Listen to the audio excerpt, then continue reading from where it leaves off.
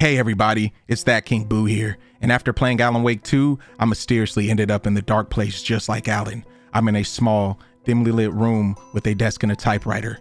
Unfortunately, there is no bathroom for me to use, and I am forced to pile my feces in the corner of the room. As the odor continuously invades my sense of smell, I urgently write this review on my experiences with the game before the dark presence returns and torments me further. As a person that loves video games, I couldn't call myself a true gamer if I didn't explore every genre that gaming had to offer. Though I am very versatile, there are categories that I tend not to mingle with, and that is the survival horror genre. It's not that horror games are terrible, it's just that I'm a bit of a scaredy cat, and I hate to live in constant fear of an imaginary monster murdering me in the dark. Thanks to Doom 3, I have stayed away from these type of games. A part of me wants to play Resident Evil Remake, but I'm afraid of running into this son of a bitch. When I watched the Gaming Awards back in December of 2023, I seen Alan Wake 2 win multiple awards. Intrigued by this, I played the first Alan Wake in order to know what the hell was going on so I could play the second installment. I'm glad I did, because knowing the full story made me enjoy this psychological thriller even more. It's been 13 years since the first Alan Wake released. Alan Wake 2 is leaps and bounds ahead of its predecessor in terms of graphics and expansion of its story's many concepts. In every way, Alan Wake 2 is an improvement over the first one. Things are crazier and scarier than ever, especially the people. Remember Emerson? The crazy ass man who tried to scare you in the psych ward in the first Alan Wake? What is this dude doing? Like, we can see you. In Alan Wake 2, you have this random nut job dancing to no music. You know what's funny? I got an uncle that dances just like this. I mean, but he ain't crazy like this guy though, because, you know, he dances when music is on. There are even creepy janitors that like to sneak up on you. Oh shit!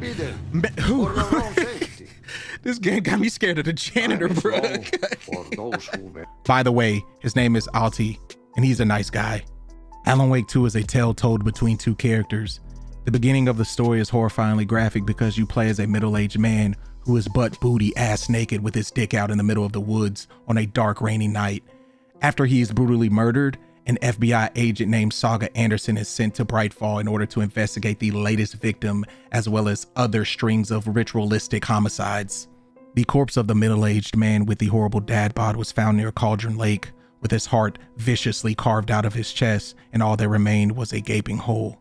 Saga devoted, she will use all of her willpower to solve the case with the help of her partner, Special Agent Casey. There is little to no combat in the first couple hours of the game in order to set up the story before shit gets spooky. Once the darkness settles, it transformed the quiet, eerie forest into a nightmare infested with Taken. Alan Wake 2 makes sure to keep the investigation organized. The case board within Saga's metaphysical mindplay serves as a crucial tool for players to navigate the intricate main serial killer mystery and its various subplots. Accessed easily with a tap of a button, this feature allows players to manually arrange each new piece of evidence, character profile, and foreshadowing manuscript pages onto a board filled with red strings and palm cards. This meticulous arrangement corrals the information into a coherent order, ensuring players stay focused on the case. For those accustomed to multitasking while enjoying complex narratives, the caseboard offers an invaluable resource for keeping track of intricate details, enhancing the gaming experience by maintaining clarity amidst the unfolding storyline. Heed my warning. Find a safe place to use the mind place or the map, because Remedy thought it would be funny to disable the pause function so enemies can violate you while you're AFK. What the fuck? What the fuck? What happened? Yo, what happened? The pause don't work? The mystery intensifies when Alan Wake resurfaces on the shores of Cauldron Lake. Disoriented and unaware of the 13-year gap in his memory, the enigma surrounding his disappearance deepens. The narrative unfolds with a compelling blend of mystery and surrealism as the perspective alternates between Saga's investigation in Brightfall and Alan's struggle to escape the dark place. This shifting narrative dynamic gradually blurs the lines between reality and illusion, captivating players with unpredictable twists and turns that challenge their perception of truth within the tale.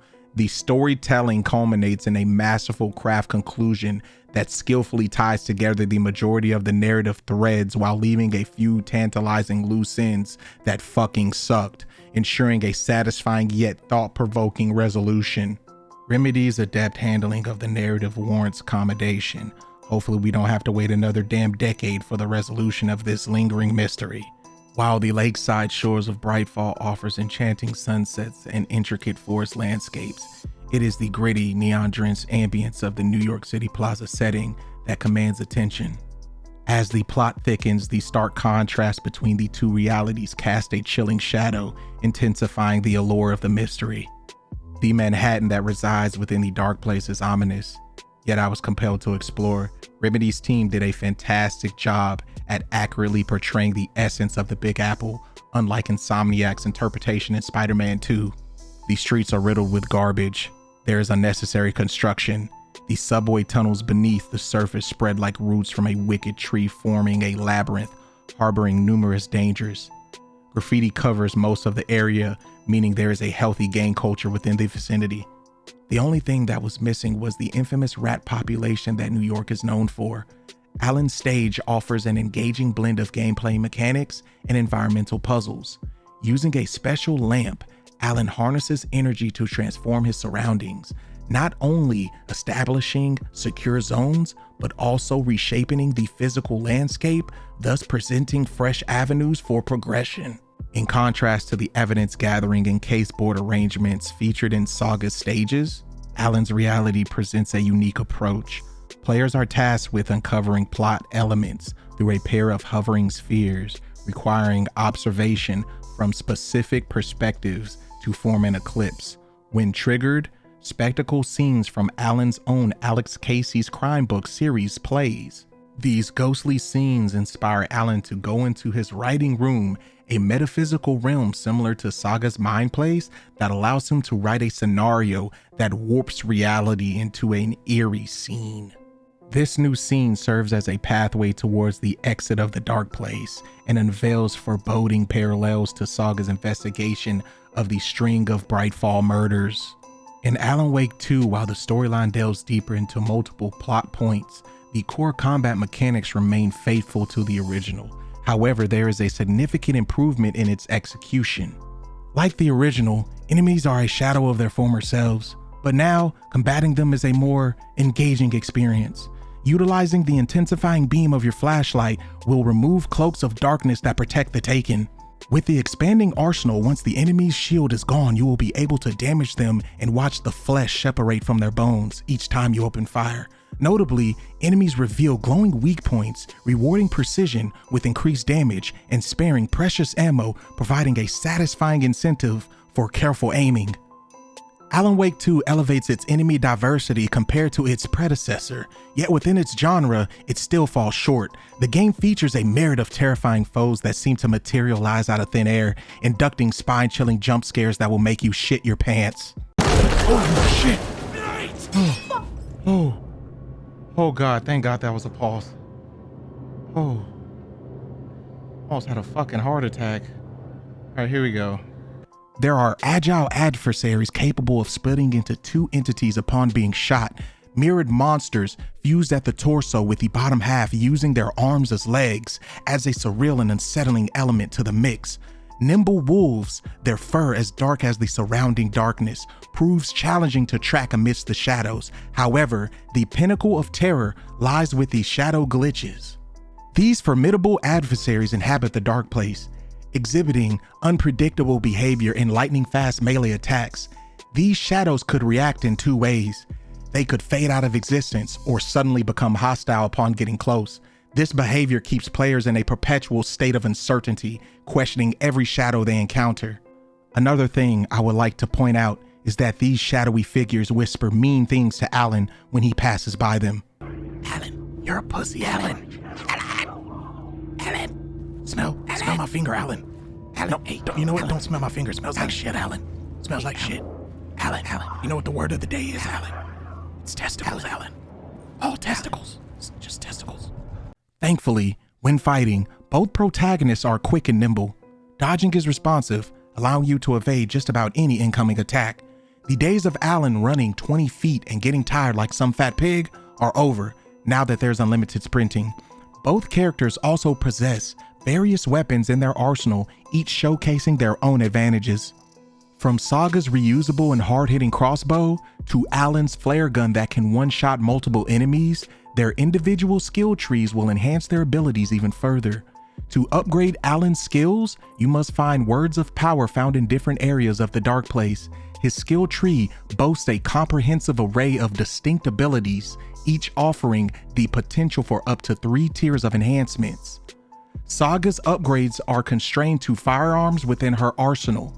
Each weapon can be upgraded 3 times, with each enhancement demanding a substantial investment of the collectible manuscript scraps scattered throughout Brightfall.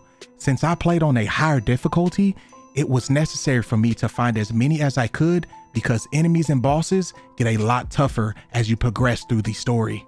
Speaking of boss fights, they delivered exhilarating thrills and formidable challenges, keeping players on the edge of their seats throughout the encounter. Dealing with a deputy duo proved to be a headache, as one relentlessly pressed me with close-range melee attacks, forcing me to relinquish my cover. The other deputy, with the advantageous high ground, tried to pick me off with his rifle. Then I confronted a flying old hag that would unleash exploding orbs that homed in on you. To add to the challenge, she followed up with a devastating AoE wave attack that made her a real bitch to deal with. I almost forgot to mention, that guy with his dick out in the beginning, he's a boss too. Alan Wake 2 brings forth one of the most daring and mind-twisting survival horror stories that I've ever experienced. Initially, Remedy Studios set a new standard for strange storytelling with Control. Now they have once again raised the bar with Alan Wake 2, setting a new benchmark for the Finland-based game developer. In this latest installment, the studio demonstrates exquisite artistry that oscillates between beauty and gruesomeness, delivering a visual stunning experience. The audio design is equally remarkable, offering realistic soundscapes that dynamically shape the game's atmosphere, enhancing immersion. Against the backdrop of a fascinating narrative between 2 characters, coupled with unique gameplay mechanics, Alan Wake 2 emerges as a standout horror survival title, setting itself apart in the gaming landscape. Hopefully we don't have to wait another 13 years for a sequel to this one, so without further ado, I give Alan Wake 2 a 9 out of 10. That will be it for today's review. If you enjoyed this video, please like and subscribe. Share your thoughts in the comment section below regarding Alan Wake 2, and don't forget to tap that notification bell in order to stay up to date on my content. Stay safe, my friends, and The Dark Presence, it's near. I have to tell you guys that the Dark Place, it's not... It's a...